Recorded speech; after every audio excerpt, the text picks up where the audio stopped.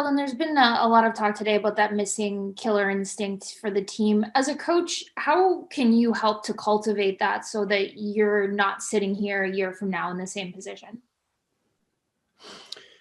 Well, I think it's something, Kristen, that, obviously when it comes to the forefront, something like this, something you talk about, you talk about a lot throughout the season, and you try to cultivate that as best you can through the regular season. But of course, there's nothing like the playoffs and the challenges that come with the playoffs. I think there's an identity piece that goes with it in terms of how you start games and how you come out and take control. That's something that can be cultivated throughout the season. I thought we had done that and done a good job of that, and taking control of moments, taking control of games. Clearly didn't hold up when it counted the most. So it's a big area of attention for us going forward, clearly, and something that we need to grow from. Next up, we'll go to Luke Fox at Sportsnet. Go ahead, Luke. Thanks for doing this, Sheldon. From a coaching perspective, is there anything you wish you had have done differently in the series? Well, anytime you lose a series, there's going to be a number of things, and frankly, anytime you win a series, there's a long list of things that you would change and do over, just because that's the nature of the game. Not everything goes the way you want it to. It's early at this point, and pretty emotional here still in terms of pinpointing things. But certainly, when you look at how the series goes, and now that you have all the information, which you don't have all that information while you're going through it, you're able to reflect a lot better. But we'll take appropriate time, not just myself, but our entire coaching staff, and continued discussions with our players to properly take away the lessons that we need to from this experience. Next up, we'll go to Steve Simmons, Toronto Sun. Go ahead, Steve. Further to what you were just saying, Sheldon, I presume, knowing you, that you probably watched a bunch of films since the series ended the other night. And do you know anything now that you didn't know a couple of days ago? And what, perspective-wise, what have you seen or learned that maybe you couldn't come out with at the end of Game 7? Again, Steve, I think it's just a little early for me to make those type of determinations. Now, obviously, the way we started Games 5 and 6 and 7, frankly, and Game 7 was an entirely different beast than 5 and 6. Both teams, I thought, played extremely cautious in Game 7. And neither team really took a hold of it. They scored first, and it sort of dictated the terms of the game from there. But in all three games, we were unable to come out and establish our game. That's really what stands out to me. But in terms of any tactical pieces or any details inside the game, I think that's something that requires more time to pass before the emotions taken out of it. And like I said, we'll do that as we normally would, throughout any season, and not just even the playoffs, but going back to the regular season and looking at things that we did well that should have contributed to success and didn't, and also things that maybe we would have done differently that could have set us up to be able to handle a situation like we were in here for the last week. We'll go to Kevin McGran, Toronto Star. Go ahead, Kevin. Hey, Sheldon, just I'm not sure this is even a fair question to you, but I'll ask it anyway. And if it's not unfair, you just throw it back to me. But I'll do that. Kyle went out and got you made a bunch of decisions down the stretch, adding depth players, playing certain lines. You got Ben Hutton. You chose not to dress Ben Hutton at all in the playoffs. You got Freddie Anderson up and going. You chose not to spell Jack Anderson for a game. Are those the kinds of decisions? Were those just coaching decisions? Was there something more to them? Were there injuries behind these decisions, or can you explain them? Well, I mean, there's circumstances with each scenario.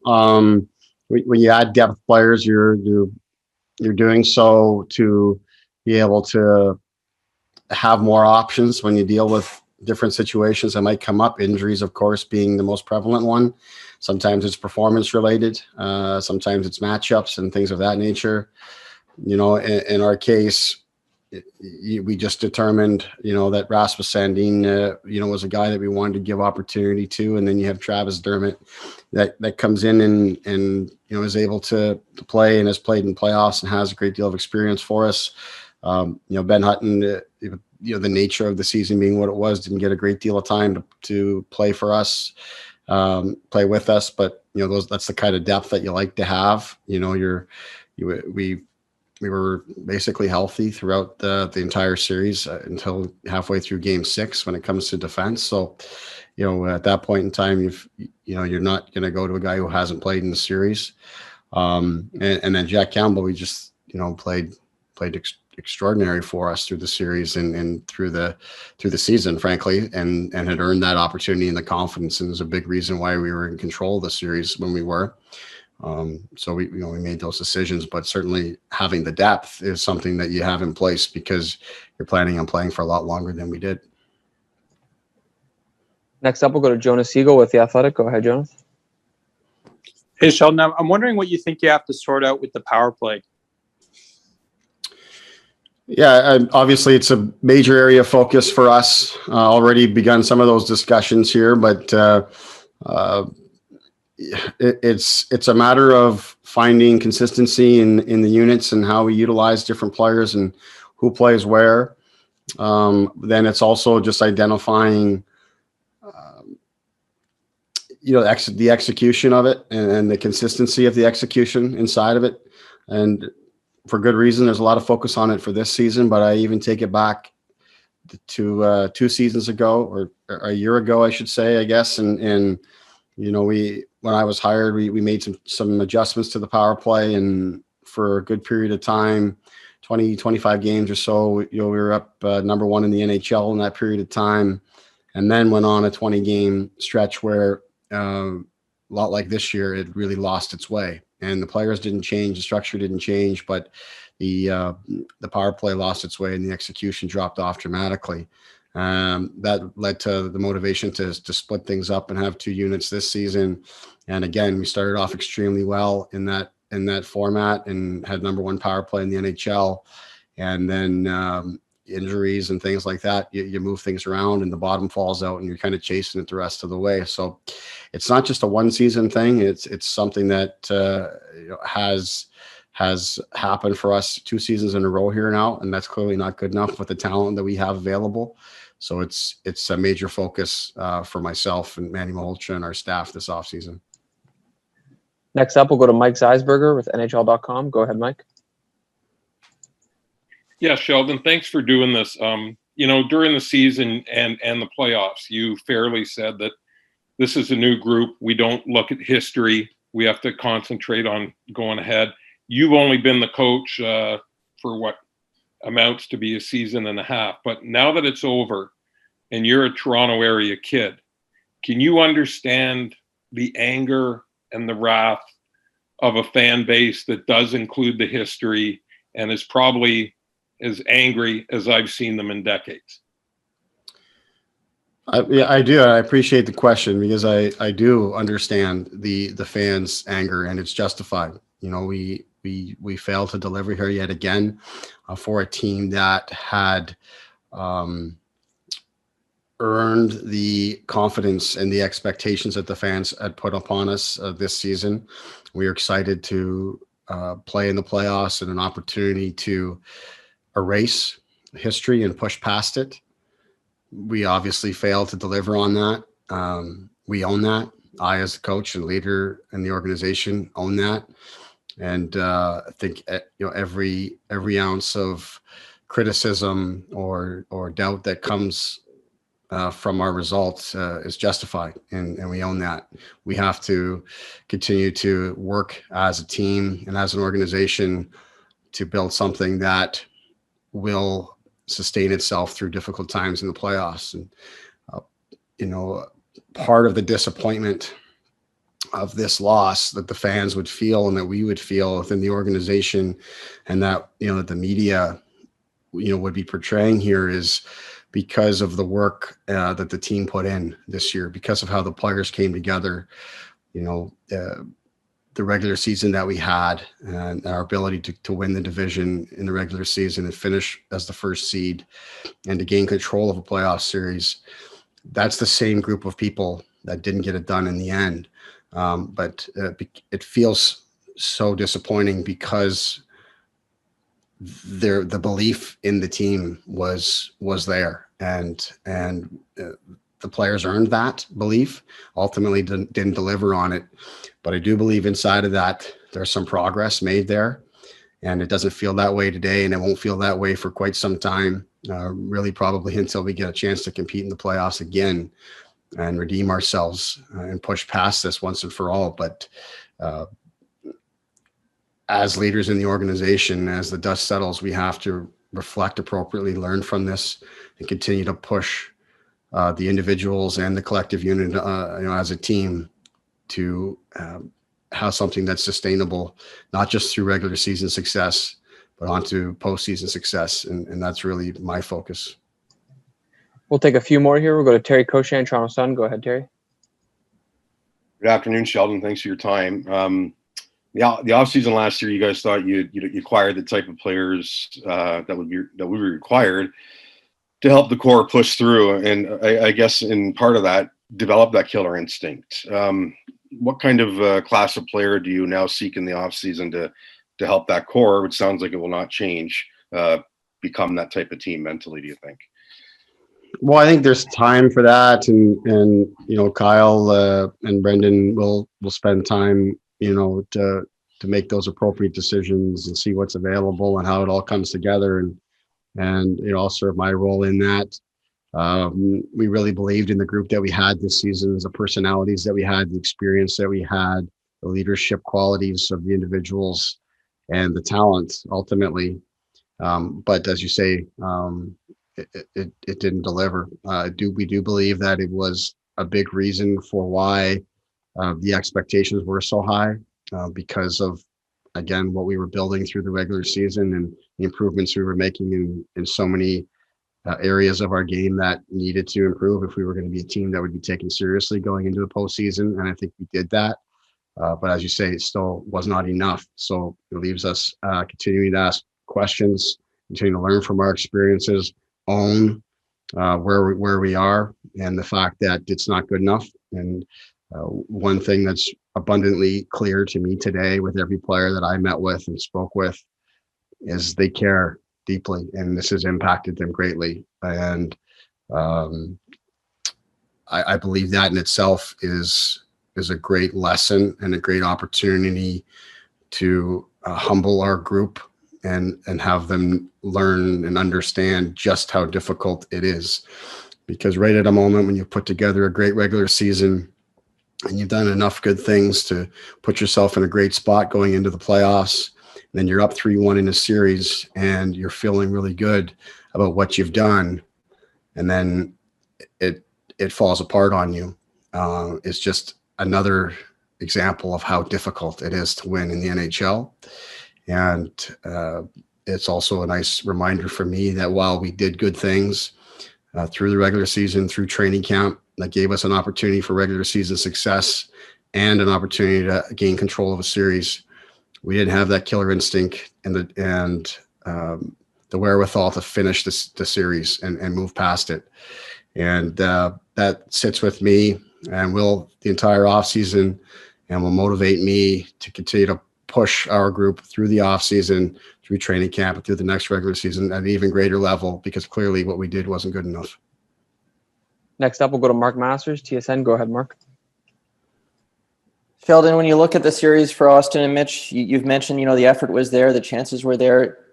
Upon further reflection, do you have any sense of why the production wasn't there? And as a coach, is there anything you could have done differently, whether it was breaking them up or the minutes or the matchups? Like, how did you process that? Well, I think there's a number of things you can do there. Like as I referred to, throughout the back half of the series, that, as a coach, one of the first things you do is you go back and you watch the scoring chances in both for and against in a game. It's usually one of the first areas that you do to process what happened in the game. And when you go through that exercise, you're not really left with necessarily thinking, what can we do to generate more chances for these guys? It's more, what can you do to get the puck over the line? Because there was no shortage of really good opportunities to score that didn't go in for them. So there was that piece. Game 7 was another story. I didn't think there was enough opportunities available for any of our lines. But, the production, not just, for our top players, but not just even them, but all through our lineup, save for a few guys, was lacking. And that's an area that stands out to me that, once again, just like I thought in the series against Columbus, I thought we played good, sound team defense. That was even better this series than it was a year ago. That's give us an opportunity for success, but we didn't generate enough goals when it counts the most. And that's an area that us as a coaching staff have to own and not just put onto the players. Myself as the head coach, I have a responsibility to put our players in positions to succeed and create more opportunities for them.